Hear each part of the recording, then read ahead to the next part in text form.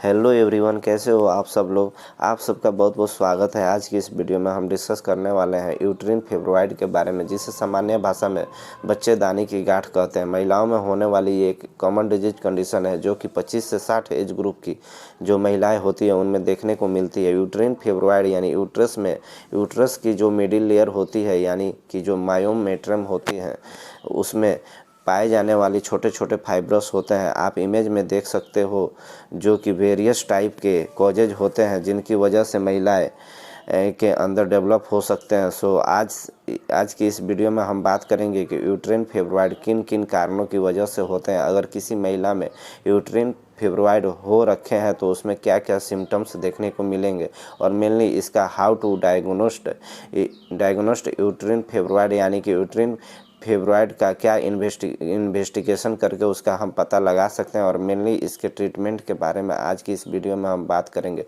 Treatment में medical treatment और surgical treatment दोनों ही ट्रीटमेंट प्रकार के ट्रीटमेंट के बारे में आज की इस वीडियो में हम बात करने वाले हैं। सो वीडियो बहुत ही यूजफुल होने वाला है। ऑल द मेडिकल स्टूडेंट्स जो कि क्लिनिक और हॉस्पिटल में वर्क करते हैं उन सभी के लिए सो वीडियो को अंत तक वॉच करना और चैनल पर अगर पहली बार विजिट कर रहे हैं तो चैनल को प्लीज़ सब्सक्राइब कर देना।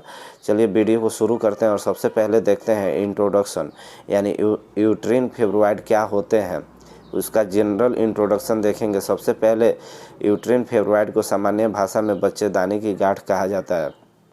यूट्रिन फाइब्रॉइड महिलाओं में पाई जाने वाली मोस्ट कॉमन डिजीज कंडीशन होती है जो कि मुख्य रूप से 25 से 60 एज ग्रुप की जो महिलाएं होती हैं उनमें देखने को मिलती है। देखो 25 से 60 एज की जो महिलाएं होती हैं उनमें जो फीमेल हार्मोन होते हैं एस्ट्रोजन और प्रोजेस्टिन, उन दोनों ही हार्मोन्स का लेवल बहुत ही ज़्यादा अधिक देखने को मिलता है और उस कंडीशन में यूट्रस की जो मिडिल लेयर होती है और आप इमेज में देख सकते हो मिडिल लेयर में जिसे मायोमेट्रियम कहते हैं उसमें स्मूथ मसल्स प्रेजेंट रहती है, उसमें छोटे छोटे फाइब्रॉइड का निर्माण हो जाता है जिसे ट्यूमर कहते हैं। तो उस कंडीशन को यूट्रिन फाइब्रॉइड कहा जाता है जो कि 25 से 60 एज ग्रुप की जो महिलाएं होती हैं उनमें मुख्य रूप से यह देखने को मिलता है।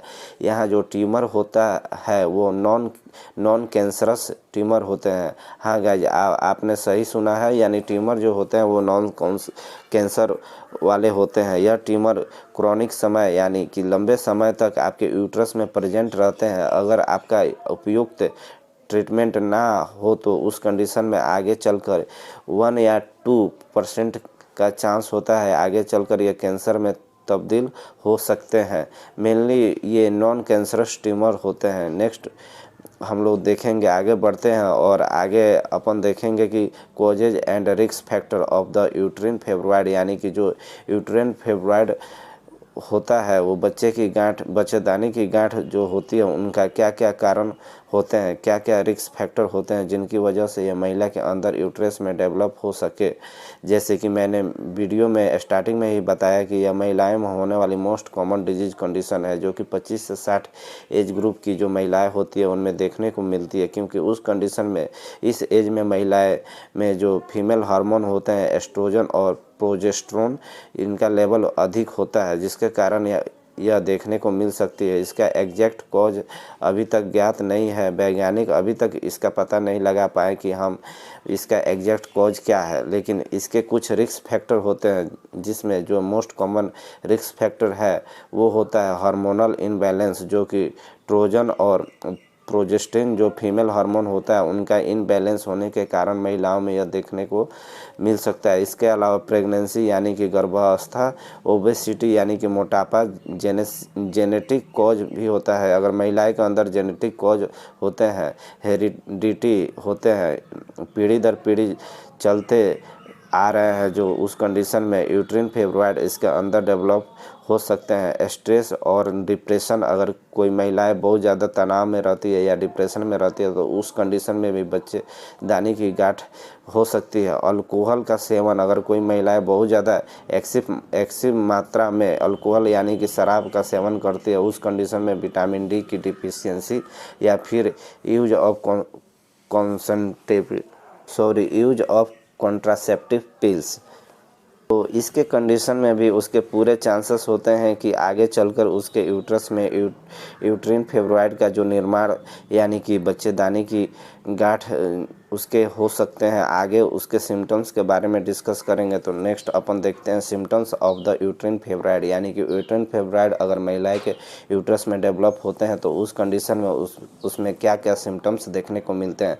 उस कंडीशन में उसके बारे में देखेंगे। सबसे पहला जो इम्पोर्टेंट सिम्टम्स के दौरान पेन यानी मेंस्ट्रुएशन साइकिल के दौरान महिलाएं के अंदर एब्डोमिनल में पेन होता है। लोअर एब्डोमिनल का जो प्रेशर होता है वो बढ़ जाता है। पॉलीयूरिया यानी कि उसको बार बार यूरिन आता है। मोर देन दिन में 400 से 1000 ml यानी 2000 ml तक उसको यूरिन आ सकते हैं।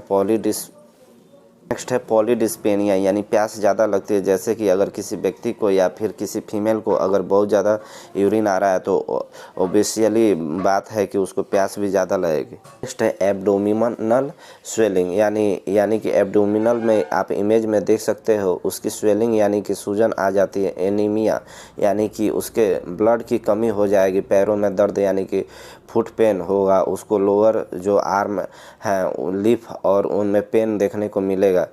कॉन्स्टिपेशन यानी कि उसको कब्ज होगा।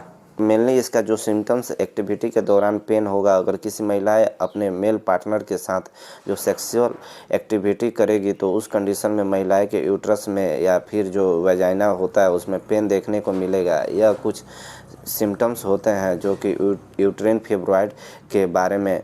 नेक्स्ट अपन देखते हैं डायग्नोसिस ऑफ द यूट्रिन फेब्रॉइड, यानी कि उसको कैसे पता लगा सकते हैं कि किसी महिला में यूट्रिन फेब्रॉइड यानी कि बच्चेदानी की गांठ हुई है।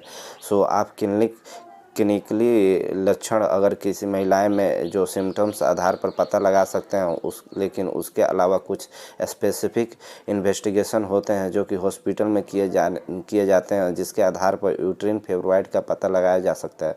जैसे कि हिस्ट्री टेकिंग, फिजिकल एग्जामिनेशन, उसका head to toe physical examination या एग्जामिनेशन करेंगे तो भी पता लग जाएगा।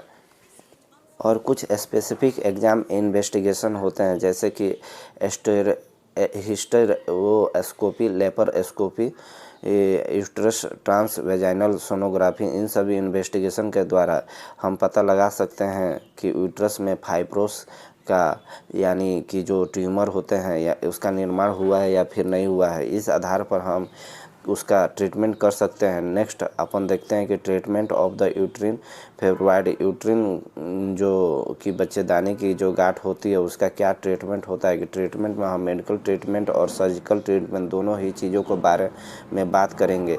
सो सबसे पहले जो हम देखेंगे मेडिकल ट्रीटमेंट में हम जो पहला जो इंजेक्शन देंगे वो goserelin acetate depot injection, image में देख सकते हो ये जो लाडेक्स के नाम से मिल जाता है 10.8 mg का यह इंजेक्शन होता है। इस इंजेक्शन के उपयोग के बारे में देखेंगे, मतलब इसका क्या यूज होता है। तो इस इंजेक्शन को लगाने के बाद यह इंजेक्शन महिलाओं में एस्ट्रोजन जो हार्मोन्स होता है उसके सिक्रेशन को कम करता है और जो एस्ट्रोजन हार्मोन होता है उसके सिक्रेशन को कम कर देता है। यह इंजेक्शन साथ ही फाइब्रेट्स को कम करने में मदद मिलती है। देखो, अगर एस्ट्रोजन हार्मोन का सिक्रेशन ही कम हो जाएगा तो जो फाइब्रोस है उसका निर्माण भी कम हो जाएगा, वो आगे नहीं बढ़ पाएगा, उसकी संख्या में वृद्धि नहीं होगी। तो साथ ही पॉलीयूरिया यानी कि बराबर यूरिन आ रहा है तो इसका भी कम करेगी। कॉन्स्टिपेशन यानी कि अगर कब्ज लग रही है तो महिलाओं को, तो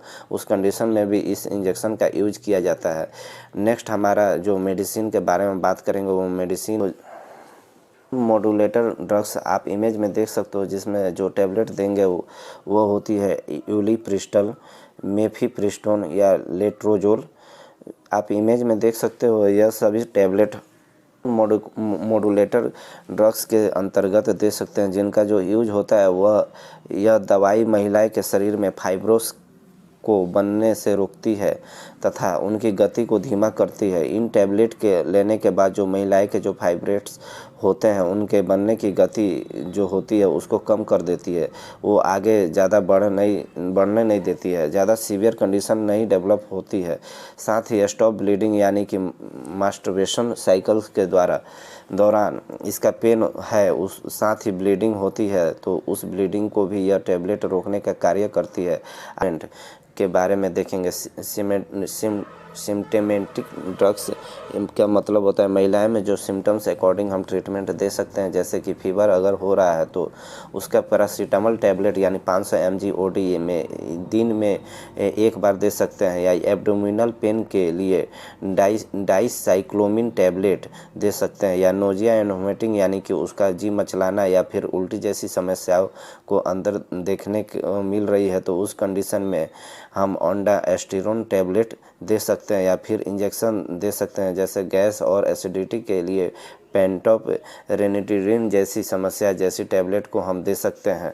नेक्स्ट अपन देखेंगे medical treatment of the uterine fibroid. अगर मेडिकल ट्रीटमेंट के दौरान फाइब्रॉयड्स की गति को नहीं रोका जाता है तो, या फिर वो ठीक प्रॉपर कंडीशन में सही नहीं होता है तो उस कंडीशन में डॉक्टर उन्हें सर्जरी के प्रिस्क्रिप्शन करते हैं। आप इमेज में देख सकते हैं कि इस प्रकार की कुछ ऐसे सर्जरी होती है जिस सर्जरी के अंतर्गत जो सर्जन होता है वो यानी कि जो डॉक्टर होता है वो एब्डोमिनल में कट लगाता है। आप इमेज में देख सकते हो कि कट लगाने के बाद जो यूट्रस होता है यानी कि जो हमारा गर्भाशय होता है उसको बाहर निकाल देता है, तथा फाइब्रॉयड को जो फाइब्रॉयड्स उसमें बनते हैं, ट्यूमर बनते हैं, उनको रिमूव कर देता है। नेक्स्ट हमारी जो दूसरी सर्जरी है जो कि यूट्रिन फाइब्रॉयड के लिए की जाती है, उस सर्जरी का नाम होता है वेजाइनल हिस्टेक्टोमी। आप इमेज में देख सकते हो। इस सर्जरी के अंदर जो सर्जन यानी कि जो डॉक्टर होता है वो यूट्रस के अंदर जाता है, यानी कि यूट्रस को वजाइना के द्वारा बाहर निकालता है और फाइब्रोड जितने भी होते हैं उसको रिमूव करता है। नेक्स्ट हमारी जो सर्जरी है उसका नाम होता है ट्रोस्कोपिक रिसेक्शन ऑफ फाइब्रॉयड्स। यह सर्जरी का सबसे उपयुक्त विकल्प होता है। यहाँ सबसे इम्पोर्टेंट सर्जरी होती है।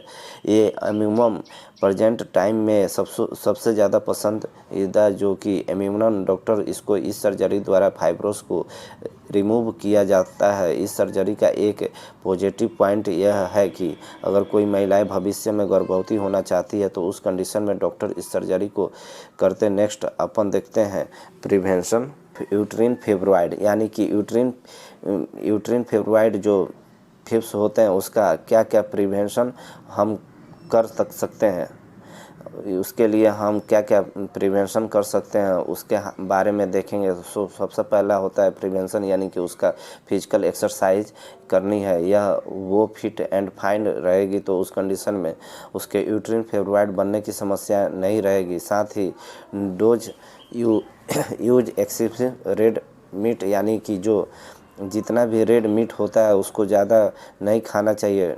डोंट यूज अल्कोहल, यानी कि नेक्स्ट अपन देखेंगे प्रिवेंशन ऑफ यूट्रिस फीड, यानी उसका क्या प्रिवेंशन हम कर सकते हैं, उसको बचाव के लिए हम क्या क्या प्रिवेंशन करेंगे यूट्रस फाइब्रॉयड के लिए। तो सबसे पहला है फिजिकल एक्सरसाइज करना है, यानी कि सबसे पहला हम लोग फिजिकल एक्सरसाइज करेंगे फिट एंड फाइन रहेगी तो उस कंडीशन में उसको यूट्रिन फाइब्रॉयड बनने की समस्याएं नहीं रहेंगी। साथ ही उसको यूज एक्सेसिव रेड मीट, यानी कि जो जितना भी रेड मीट होता है उसको ज़्यादा नहीं खाना चाहिए। डोंट यूज अल्कोहल, यानी कि शराब का सेवन नहीं करना चाहिए। साथ ही फल तथा हरी पत्तेदार जो सब्जियां होती हैं उनका सेवन महिलाओं को करना चाहिए। सो गाइज, उम्मीद करता हूँ मैंने यूट्रिन फाइब्रॉयड के बारे में जितनी भी आपको जानकारी प्रोवाइड कराई है उसका और जितने भी मेडिकल और सर्जिकल ट्रीटमेंट आपको बताया है वो सब समझ में आया होगा। वीडियो अगर पसंद आई हो तो वीडियो को लाइक कर देना, और चैनल पर पहली बार आ रहे हैं विजिट कर रहे हैं तो उसको सब्सक्राइब कर दीजिएगा। Thank you so much.